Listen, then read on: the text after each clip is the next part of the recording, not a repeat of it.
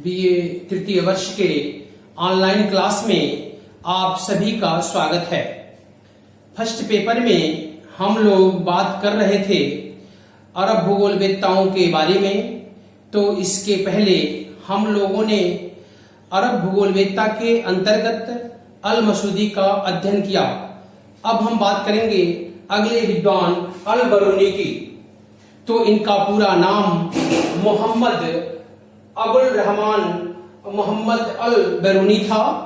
ये अरब भूगोलवेत्ताओं में अति प्रतिभावान विद्वान थे, जिनका जन्म 973 ईस्वी में मध्य एशिया के उज्बेकिस्तान प्रांत में सरदरिया नदी के तट पर स्थित ख्वारिज्म नगर के समीप वेसिन में हुआ था।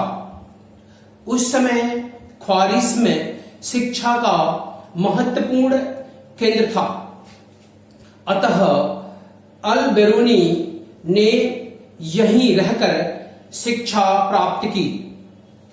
इन्होंने विज्ञान, धर्मशास्त्र, दर्शन शास्त्र, गणित, नक्षत्र विज्ञान, इतिहास तथा औषधि शास्त्र की शिक्षा ग्रहण की।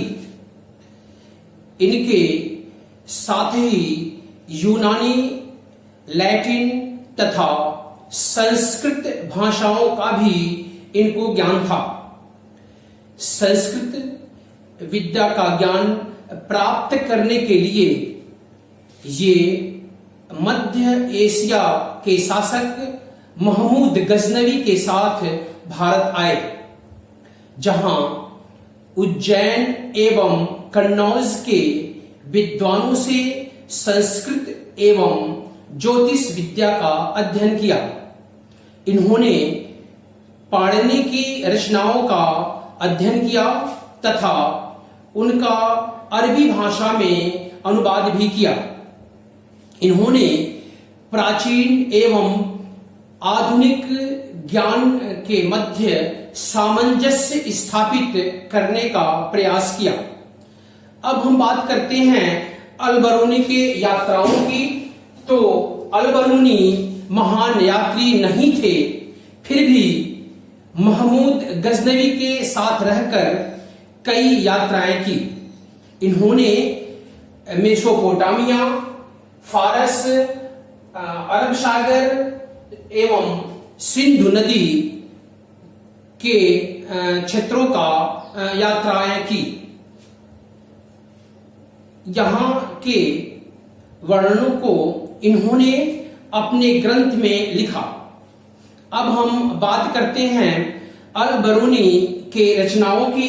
तो अल बरूनी ने भारत में रहकर यहाँ के प्रमुख ग्रंथों का अरबी भाषा में अनुवाद किया तथा स्वतंत्र रचनाएं भी की।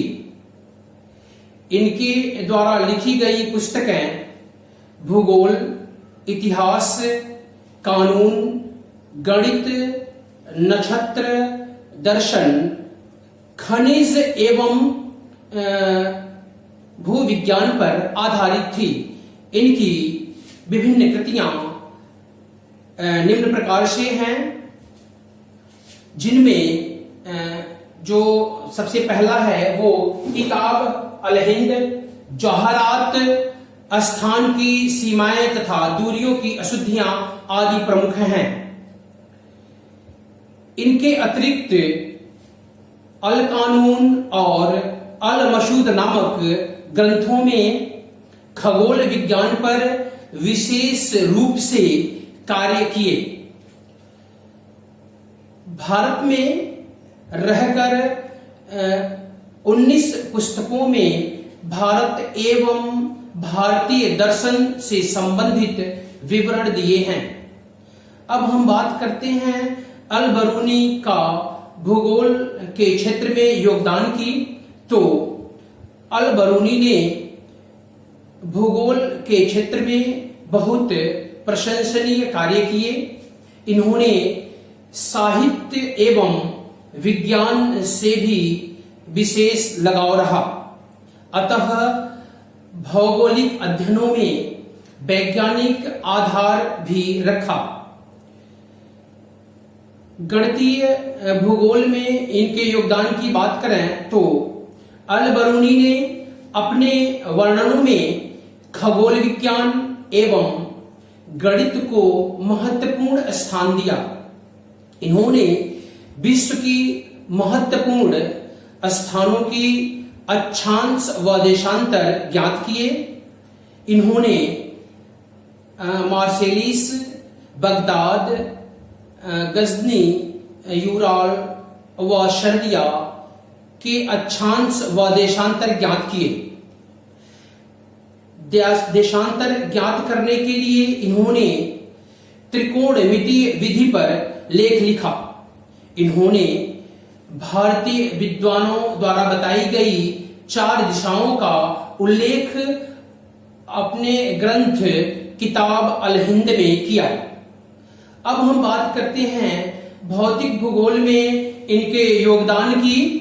तो अल-बरूनी ने भौतिक भूगोल पर भी पर्याप्त कार्य किया।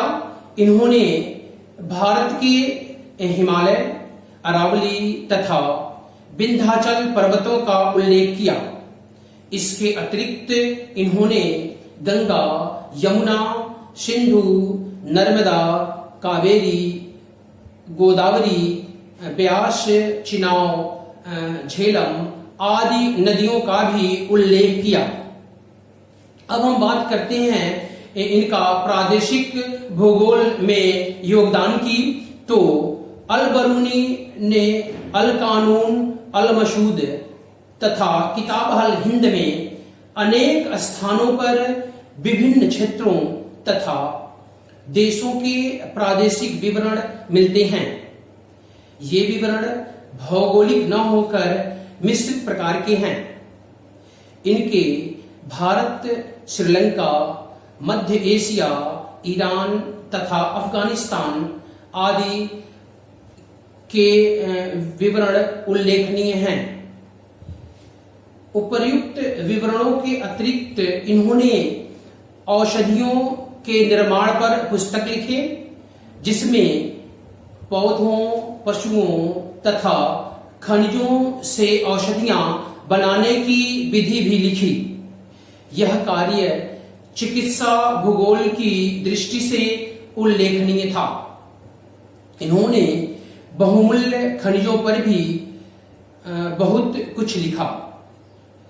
तो आज के लिए इस वीडियो में इतना ही। इसके अतिरिक्त जो अरब भूगोलवेत्ता हैं उनमें अल इदरिसी, इब्न बतूता और इब्न खालदून का भी भूगोल के विकास में क्या योगदान है उनके बारे में भी हमको अध्ययन करना है, लेकिन उनका अध्ययन हम लोग बाद में करेंगे। इसके लिए इस वीडियो में आज के लिए इतना ही। धन्यवाद।